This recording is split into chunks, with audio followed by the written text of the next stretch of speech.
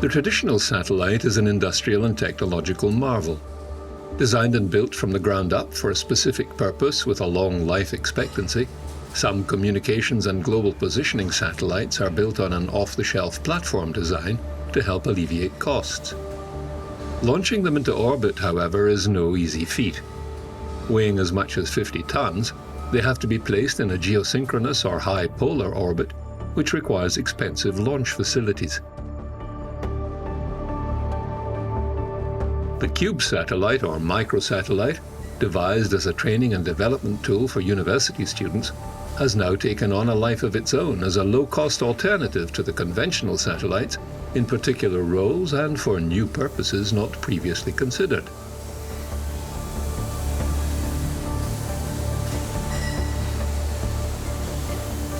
A Cubesat is a nanosatellite basically in a box size. Standard dimensions of a Cubesat would be 10 by 10 by 10 centimeters, and you can have multiples of that unit. So you could have a 3-unit Cubesat, for instance, 10 by 10 by 30 centimeters, and all of the satellite equipment has to fit inside that box. The origin of Cubesats goes back over 10 years.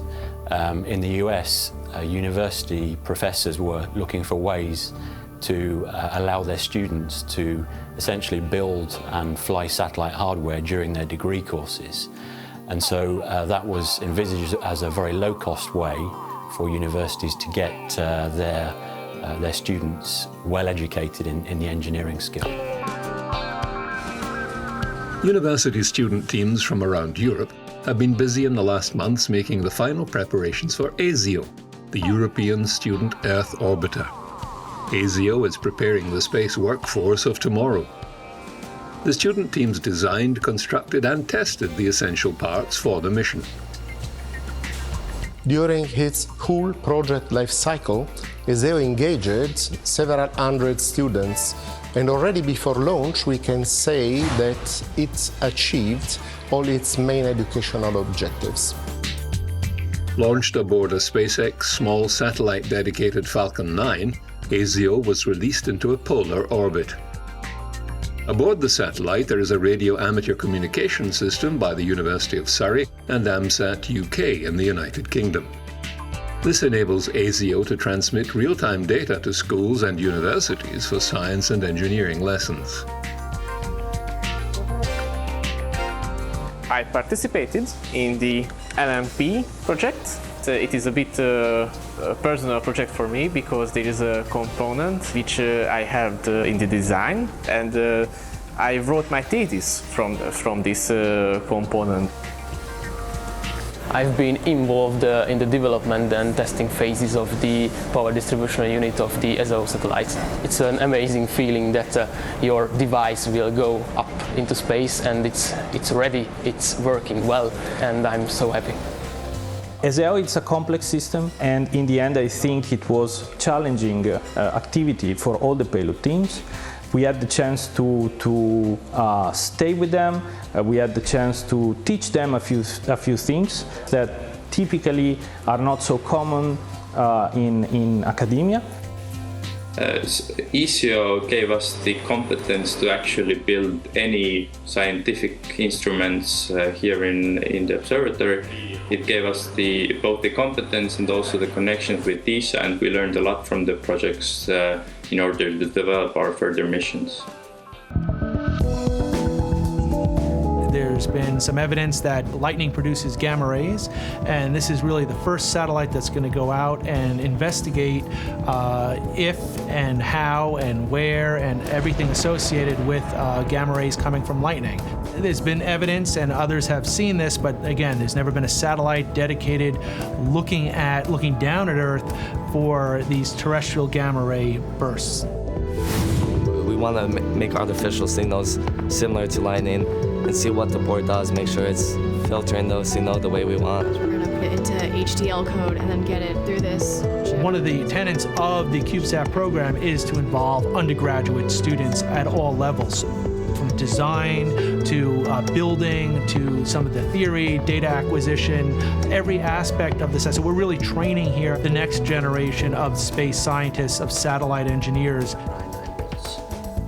as soon as the launch goes up and they know they're a part of that satellite and data's coming in, I mean, that'll be with them throughout their life.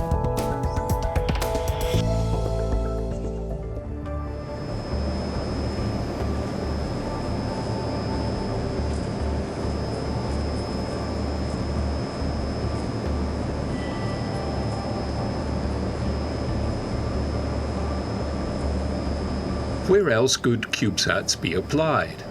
A major space mission to Mars, InSight, was a perfect opportunity to test out some new technology.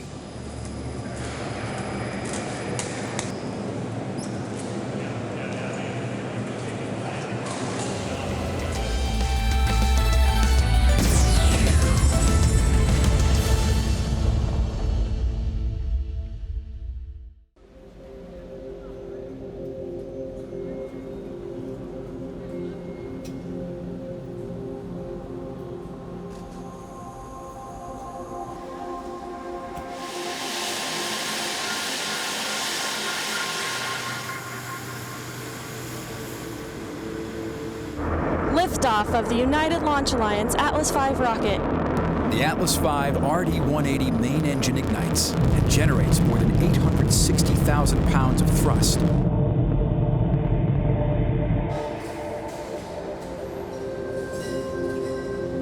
Flying with the InSight spacecraft to Mars were two Cubesats. Called Mars Cube 1 or Marco, they were a technology demonstrator and the first use of miniature modular CubeSat spacecraft design in deep space.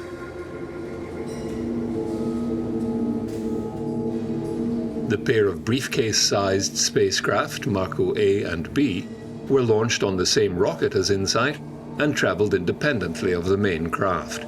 They carried a number of communication and navigation flight experiments. Although NASA emphasized the experimental nature of the CubeSats before the InSight landing, the Marco spacecraft performed as intended, receiving the UHF telemetry from InSight during its entry, descent and landing phase, and rebroadcasting it at X-band frequencies received by NASA's Deep Space Network. This vindicated CubeSats as another tool in the exploration of deep space. To top it off, Marco B managed to take a photo of Mars and transmit it back to Earth as it passed by the planet.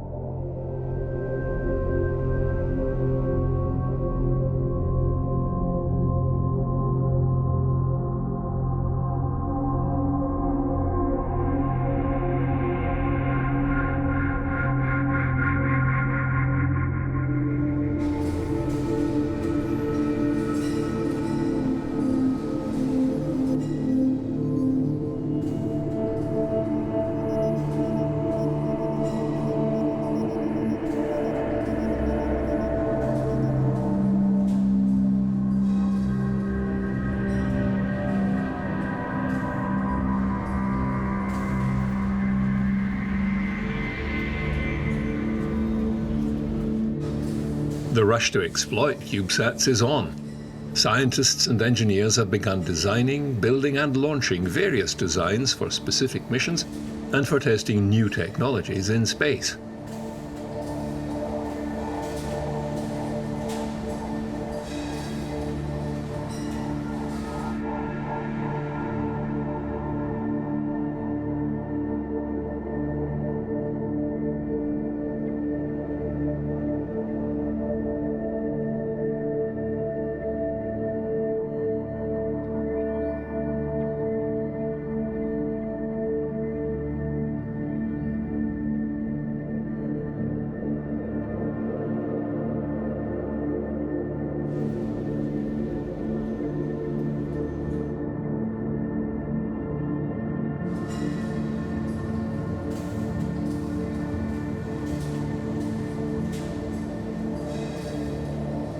Rocket launching companies have been quick to respond, developing and flying dedicated launches for the emerging small satellites market.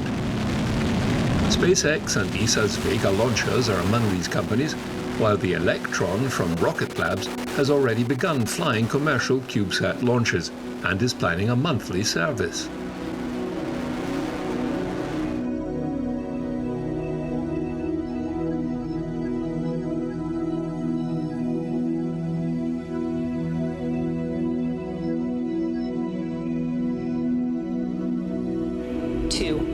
1. Lift off of the Falcon 9.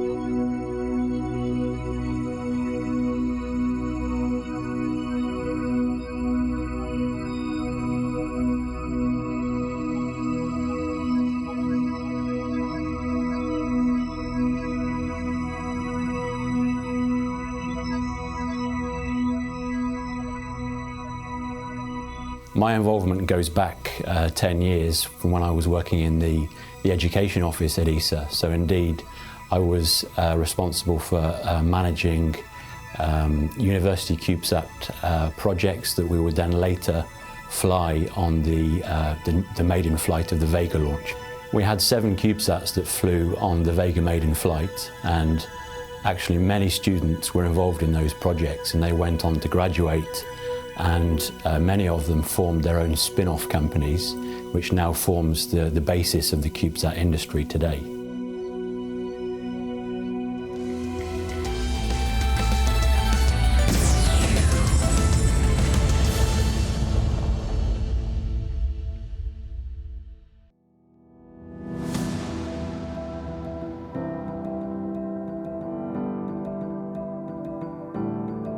What we're seeing is that the same technologies that are being exploited terrestrially for aerial drones are also being exploited by CubeSats.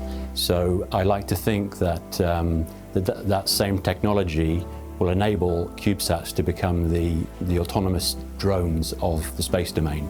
With the capability of CubeSats to become autonomous space drones, they will have the performance to be able to perform autonomous navigation, close proximity operations around other target objects, and also be able to fly in swarm formations. So these are very advanced architectures. We might also see them being able to perform autonomous rendezvous and docking together, forming building blocks to build up larger structures in space in the future. When we do the CubeSat projects, of course, the standard engineering approach combined with the access to ESA facilities and technical know-how gives an added value to ESA member states to ensure that we maximize the probability of mission success within the tight financial constraints of each project.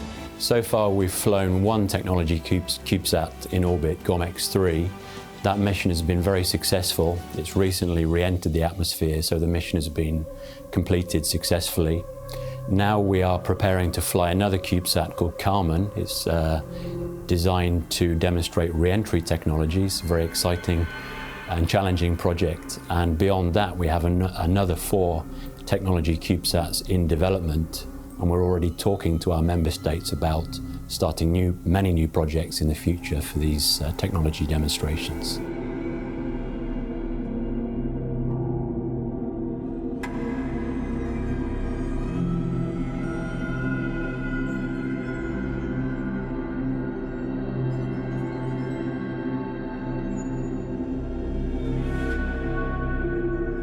The use of microsatellites for commercial and industrial purposes is a growing field of interest, as is the concept of the Internet of Things. One company has combined the two into what may become the next great technological revolution. Alongside household names like Microsoft, Google, and SpaceX, you may soon be adding Fleet to the list.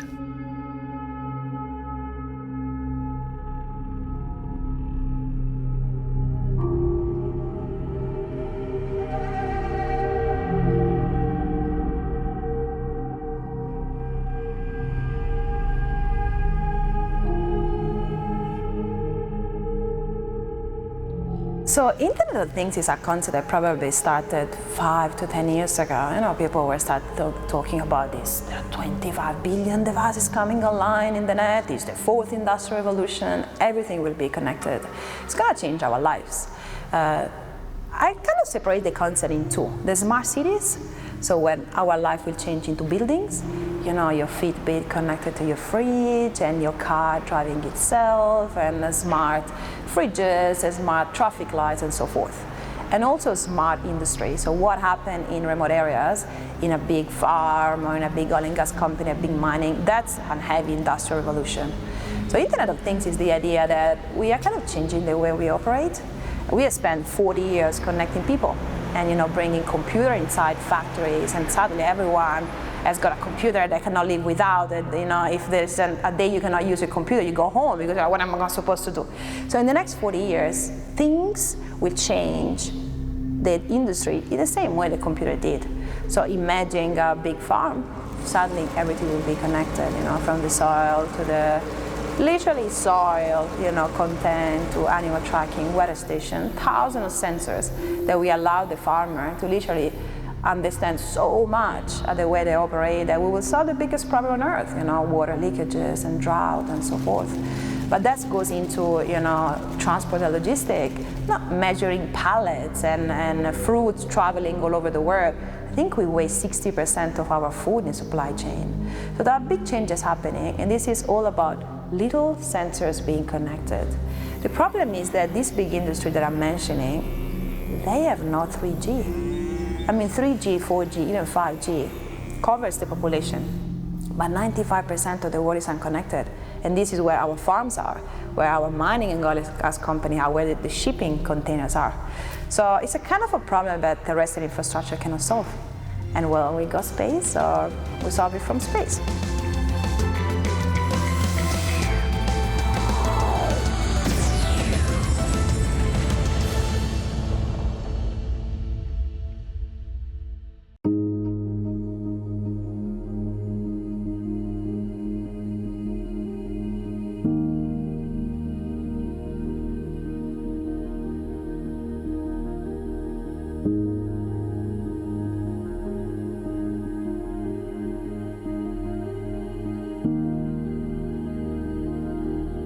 The potential for a constellation or swarms of Cubesats to become powerful research and communication tools is now starting to be explored. The ability to track almost anything across the planet is now a reality. The possibilities seem almost endless.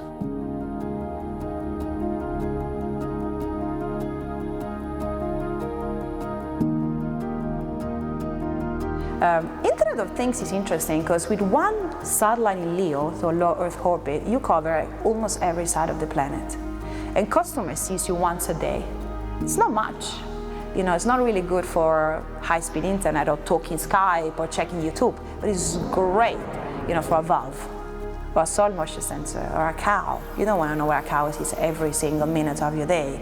Probably you do, but once a day is perfect for LEO. But when you reach 100, or for us it's 100, it probably will be even less, the latency is so good that you can actually tackle some, you know, high pressure emergency applications like safety and security, in which you want to send the data and grab it straight away and send it to the customer straight away. But the good things of Internet of Things is that you launch one satellite and then you're in operation. You can serve everything now. So we had launched 4 satellites last year. It was a great journey of fleet. You know, for a startup, we launched them in 24 days. 2 with Rocket Lab was first Rocket Lab launch of nano satellites was commercial. So it was literally like, what is going to happen here? And then of course SpaceX and PSLV. But the first satellites we built was almost 1 year. The second one 2 months. When we launched with Rocket Lab, by the time we start building the satellites, to the time we booked the flights and the time we were in space, was 4 weeks. You know, so it's a big revolution also on the launcher side. You know, they can put us in space quite fast.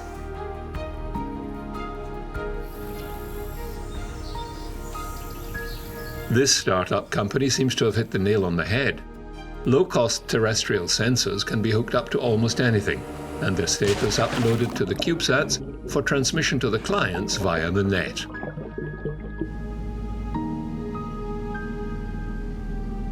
I mean, the people that are booking these sensors, they come from the biggest oil and gas company in the world with all the farms in South America. This is big customer.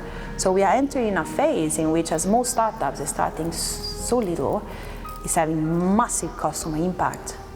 That satellite company that operates for $1 billion in many, many years don't have. So it's time to see at these satellites and understand it's not a game anymore. This is going to be $1 billion companies very, very fast. So it's quite exciting. This system could increase efficiencies and save waste across the globe. Earth needs help. Earth needs monitoring, Earth needs efficiency, Earth needs water to be saved, and food to be not wasted, and people to be safe. So millions of sensors is going to change the world forever. It's going to be billions. You know, when we started Fleet, we started with a dream of connecting the entire world and millions of devices. We call it 1F. It's our first constellation, and for us 2F is going to be the moon, and 3F is going to be Mars. The potential for space exploration is exciting. Quick and efficient data networks dispatched to the Moon, Mars and beyond, or even swarms of Cubesats surrounding an asteroid or a spacecraft during rendezvous, sending back data and video. The scope is limitless. Imagine you can have a constellation to track every robot and things just to make sure where they are, and this is just the beginning. You know, and the reality is that when you know, the big entrepreneur will go to Mars, they will put so many things, and you want to make sure they're tracked, and it's a complicated exercise. And a CubeSat, it's a way to go there fast. You know, when you need to move a big satellite to Mars, it takes a long time, and you launch a storm of bees. Eventually, they will get there. But eventually, we'll go there, and we will have to do the same. You know, we will have to have big responsibility when we start conquering the other planets, monitoring what happened. I think, yeah, it's going to be fleet responsibility as well, I guess.